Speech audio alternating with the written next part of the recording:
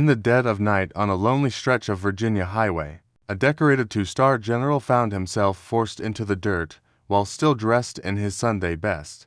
Brought low by a rookie police officer nursing a dangerous chip on his shoulder. Officer Vance Harlan believed he had caught an easy target. He had no idea that the man now in handcuffs was only one phone call away from summoning the full weight of the Pentagon to his doorstep. Major General Quentin Hale was weary. Yet it was the rewarding kind of fatigue that follows a joyful family occasion. He had spent the weekend in Richmond attending the college graduation of his youngest niece and was now making the long drive home to Alexandria along Interstate 95 before turning onto the darker, more winding stretches of Route 1.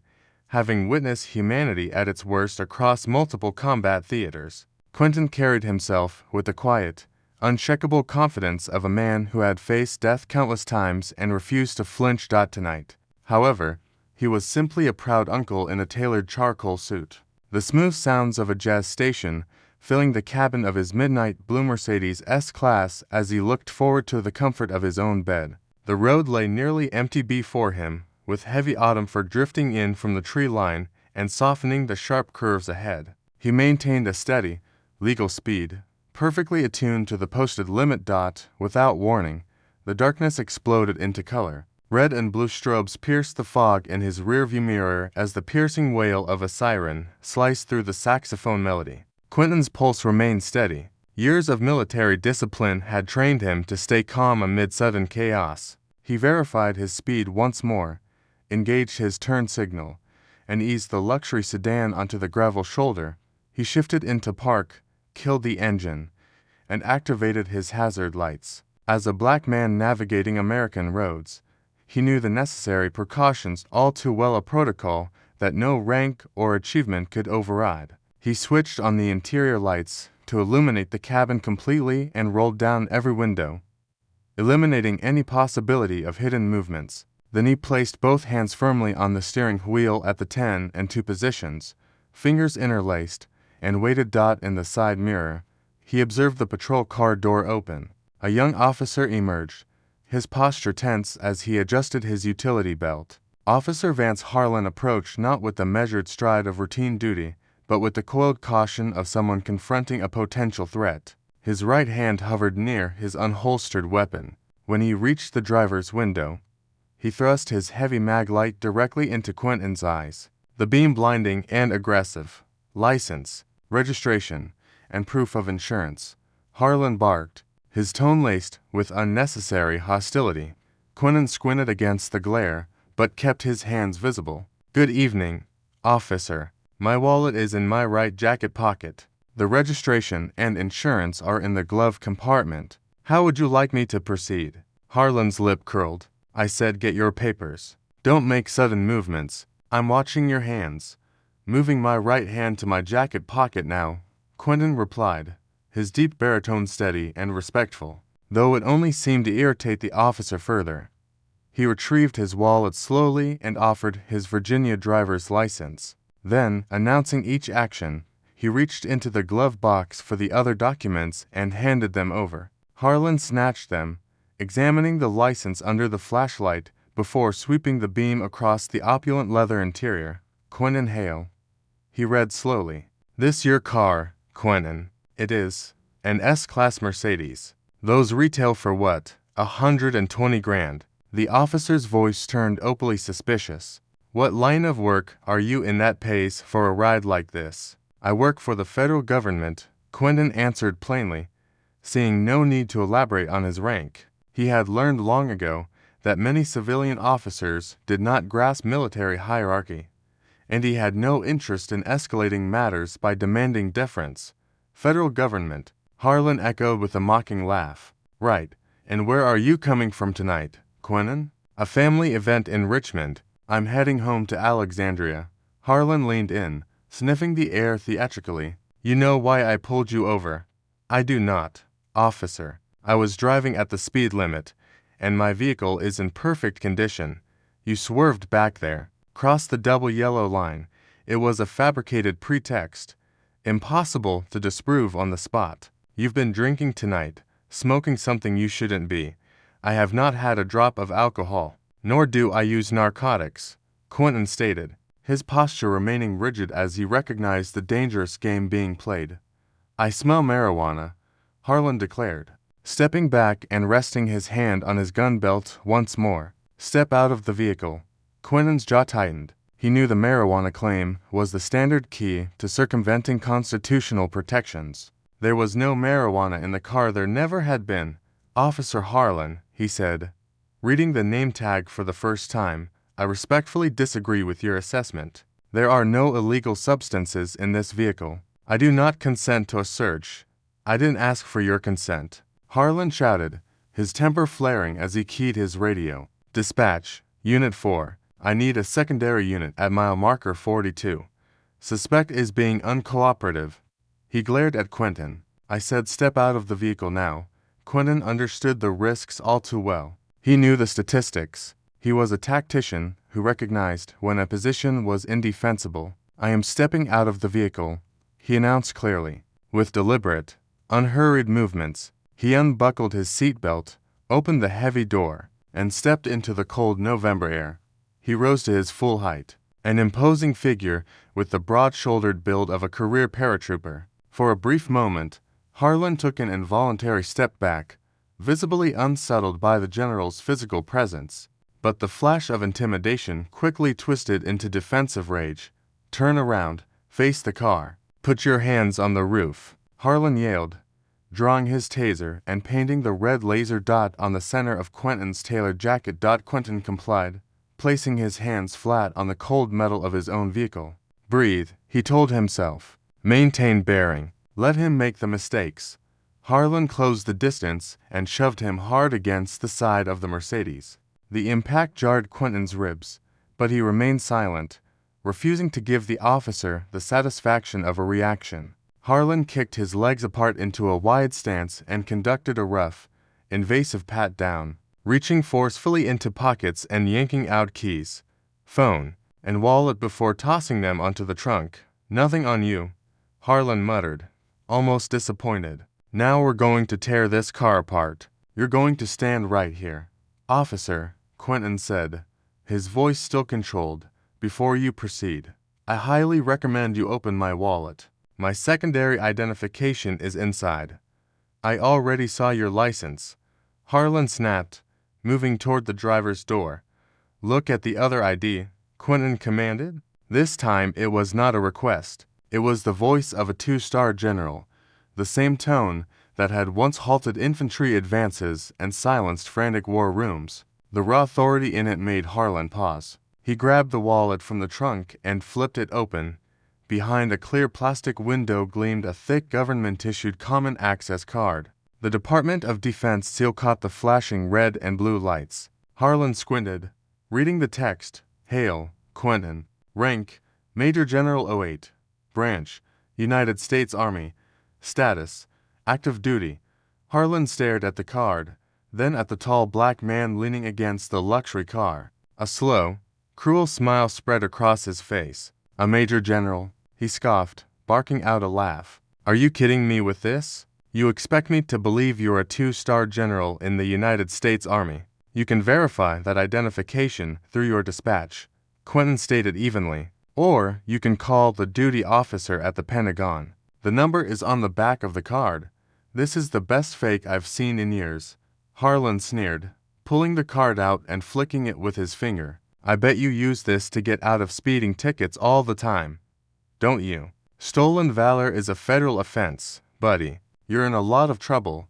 Quentin closed his eyes for a fraction of a second, the depth of the man's ignorance almost staggering. Officer Harlan, I strongly advise you to make that phone call. If you proceed with this course of action, you will be making a career-ending mistake.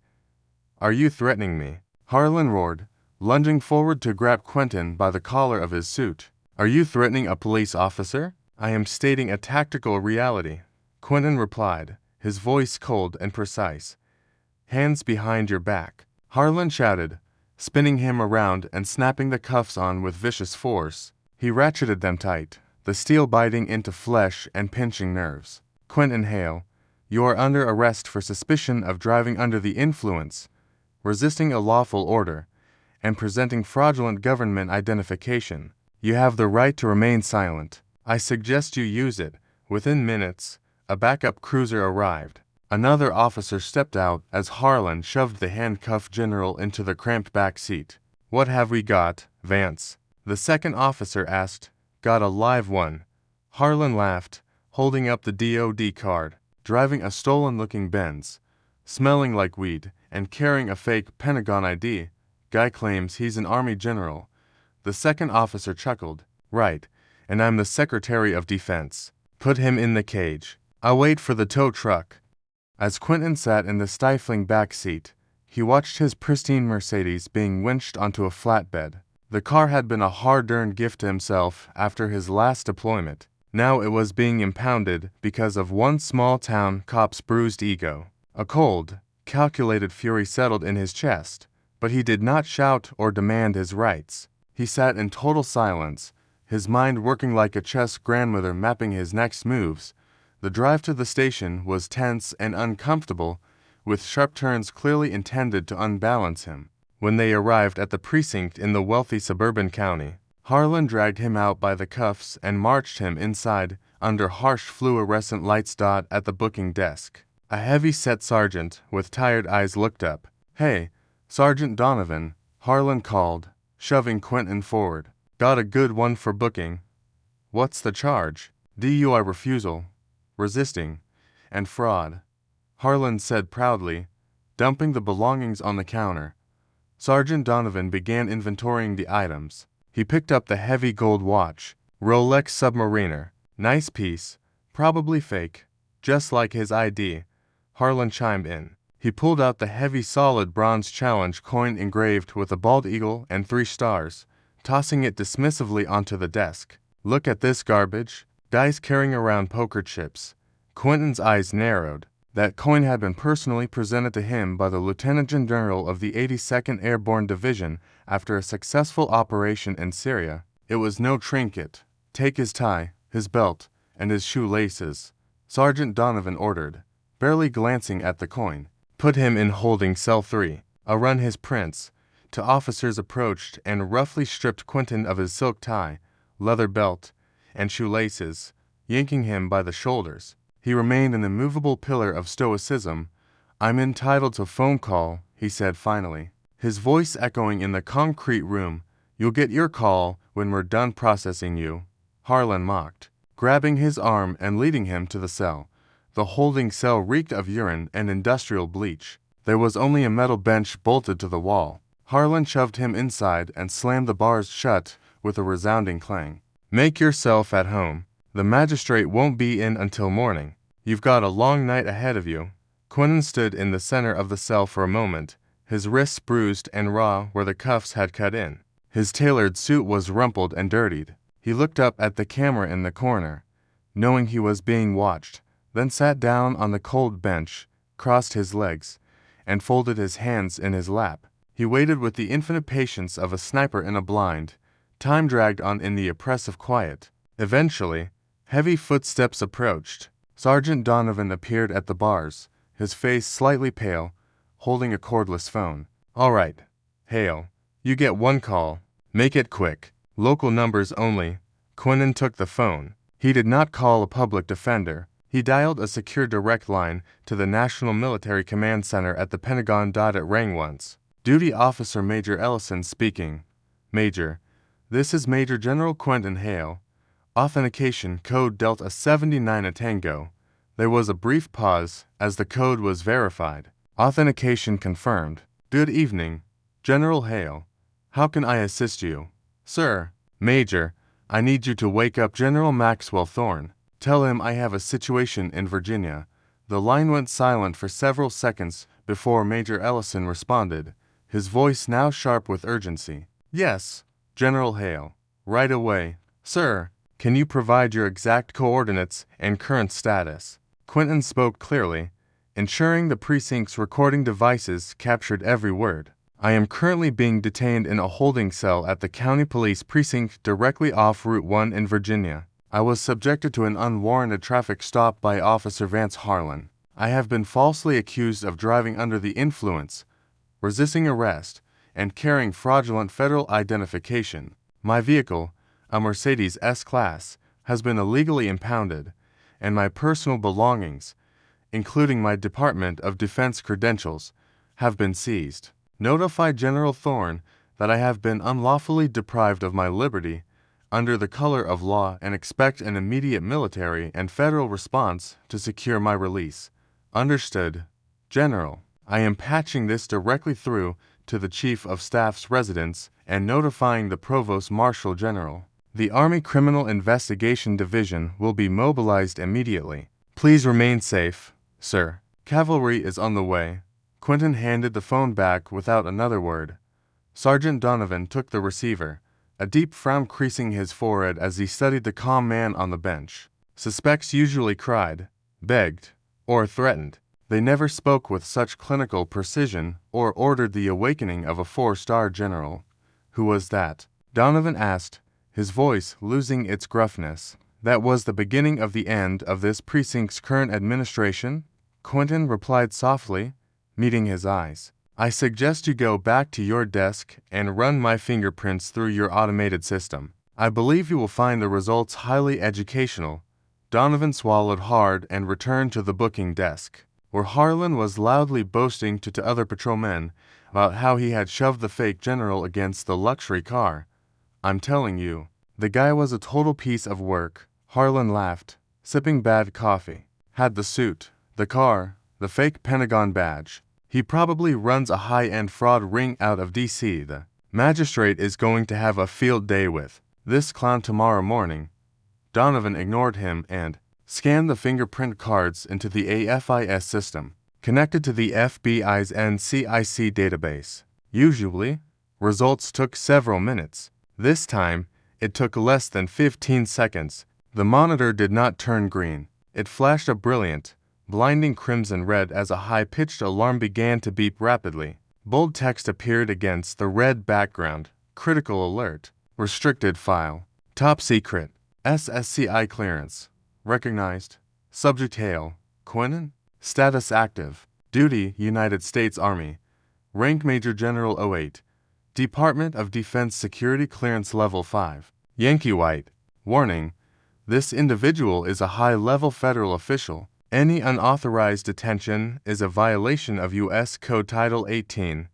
Donovan's face drained of color. His heart hammered violently. He felt dizzy under the harsh lights. The system demanded an authorization code just a few more, a clearance level far beyond local protocols. Harlan, he croaked, pointing a trembling finger at the screen. Harlan, get over here right now. Harlan ambled over, still grinning. What's up, Sarge? Did his rap sheet come back? How many fraud charges does our fake general have? Read the screen, you absolute idiot, Donovan whispered, terror in his voice. Read the damn screen. Harlan leaned in. As his eyes scanned the text, his smug expression faltered, replaced by confusion and then stubborn denial. It's a glitch, he insisted. Or he's a master hacker. These fraud rings have guys who can plant fake profiles in the FBI databases. It's a defense mechanism. There is absolutely no way that guy in cell 3, 2-star general. Asterisk, it is a direct NCIC hit.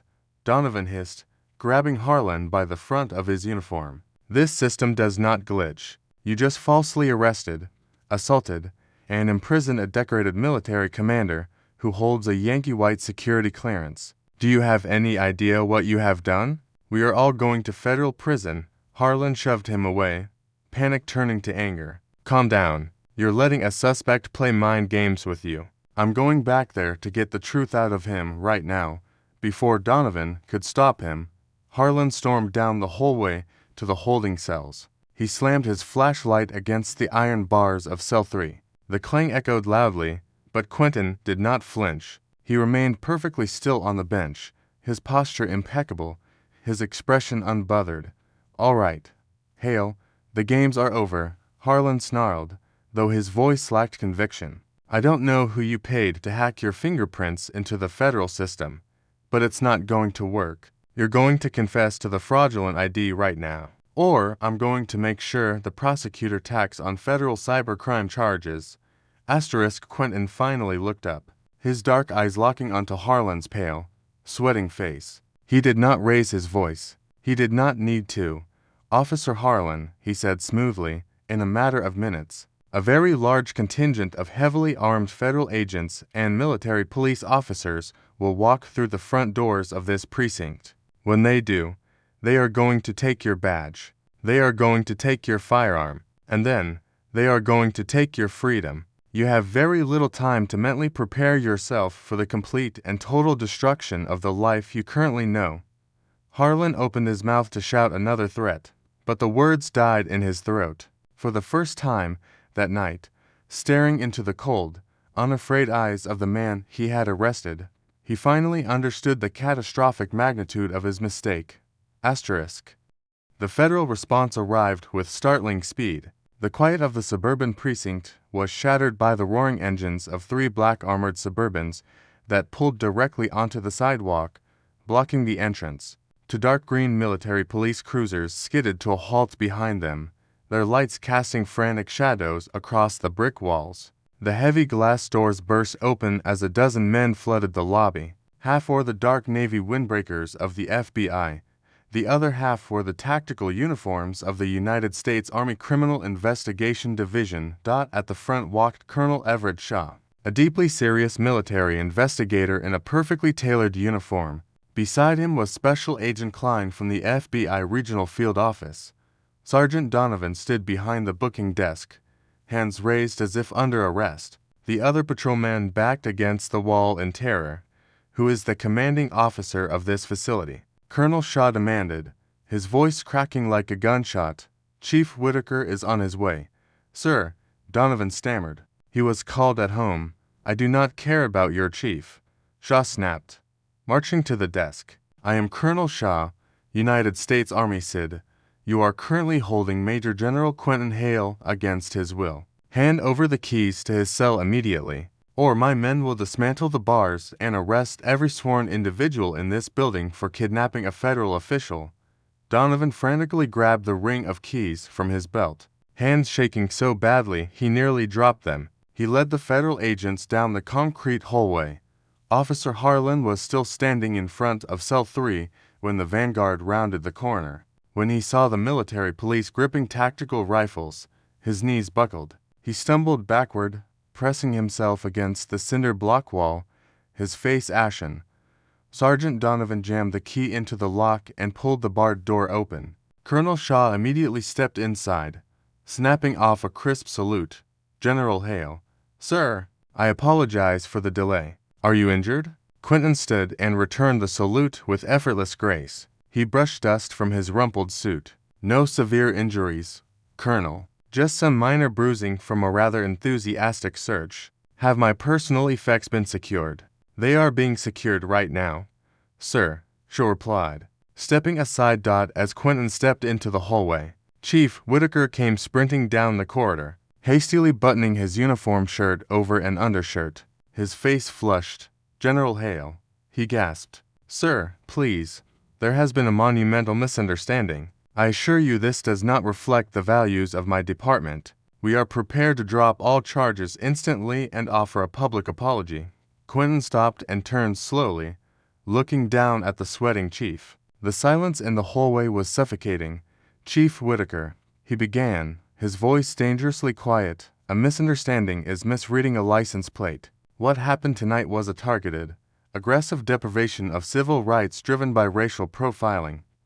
He turned his gaze to Officer Harlan, who was shrinking against the wall, tears of panic welling in his eyes. Officer Harlan unlawfully detained me. He assaulted me. He illegally searched my vehicle, and he ignored valid, federally issued identification because his personal prejudices rendered him incapable of believing a black man could outrank him. If he is willing to do this to a superior general, I shudder to think what he has done to average civilians in this community who lack power. Chief Whitaker nodded rapidly, swallowing hard. General, I completely agree. Officer Harlan is suspended immediately pending termination. He is not just suspended. Special Agent Klein interjected, stepping forward with heavy federal handcuffs. Vance Harlan, You are under arrest by the Federal Bureau of Investigation for criminal deprivation of rights. Turn around and put your hands behind your back." Harlan let out a pathetic sob as he was spun around, stripped of his duty belt, and marched away. Quentin retrieved his belongings from the booking desk, sliding his heavy Rolex back onto his bruised wrist. Stepping into the crisp night air, he walked toward his idling Mercedes, perfectly content to let corrupt men dig their own inescapable graves. If you found this story of justice and accountability as thrilling and moving as we did, please hit that like button. Sharing this video helps us bring more powerful, true-to-life stories to your screen. Don't forget to subscribe and click the bell icon so you never miss an upload. We would love to hear your thoughts. Drop a comment below on how you would have handled Officer Harlan. See you all next time, friends. Asterisk.